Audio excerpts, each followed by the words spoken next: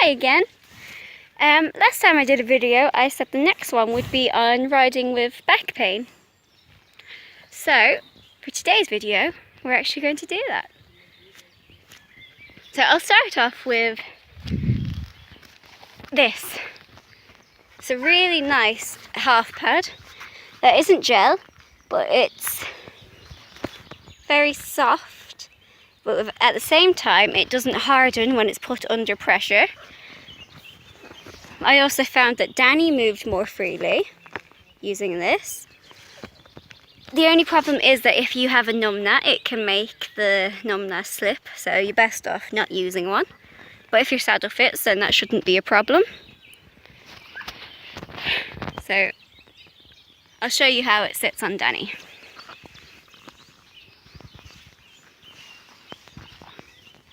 This is how it sits on Danny. Just up there. The saddle would then sit here. Danny's not very happy today because the weather's really good, so that means there's more pollen in the air, which doesn't help with his COPD. Hey, poor Dan. Okay, before getting the half pad, I wasn't able to ride for more than 5 minutes without being in incredible pain. I would try to ride through it, but after 10 minutes I would be in agony and crying. Since getting that half pad, I'm able to trot. I've ridden 10k with very little back pain. My hips still pop out, but that's another issue. I plan on getting Kvall stirrups. K-V-A-L, kind of like Kvall in French.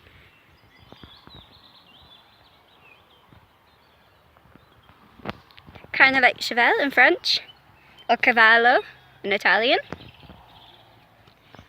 They look really good. Instead of having a normal kind of thin tread, you have a whole platform that your foot sits on. And rather than having to keep your toes down, which isn't actually great for female riders, I'll go into that in more detail in a minute. You just have a nice area to put your feet on. They can be used for doing all sorts of riding, including jumping. Danny stinks of tea tree. Don't you, Dan? Okay, so, ladies with back pain, stop forcing your toes in. Honestly, the norms of horse riding are based on men, and men's and women's hips are completely different. Oh, Danny's going off walking. Women's toes don't naturally stick in, unlike men's. So, if you have back pain, stop forcing your feet in. You'll probably find you'll have a lot less ankle pain and knee pain if you just allow your feet to be natural. Focus on your legs. Eventually you might build up the muscles in your ankles, the muscles around your ankles. But if not, another tip that I have found to be really useful is a corset. See? Corsets are really great because they can be worn by everyone. If you have larger boobs, you can still wear a bra as long as it's wireless, because a wired bra isn't very comfortable with them, unfortunately.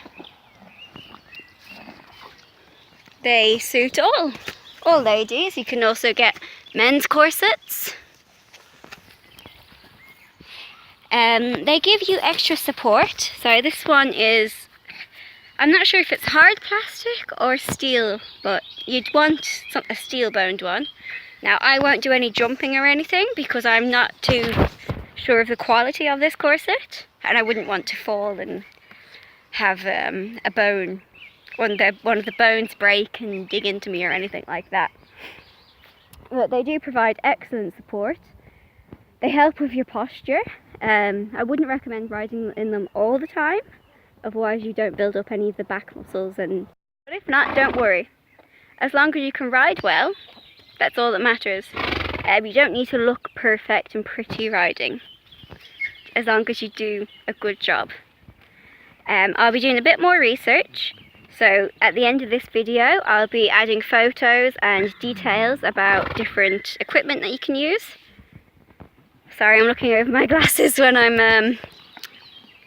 when something's close to me. Bad habit.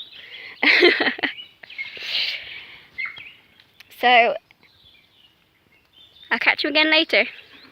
Bye!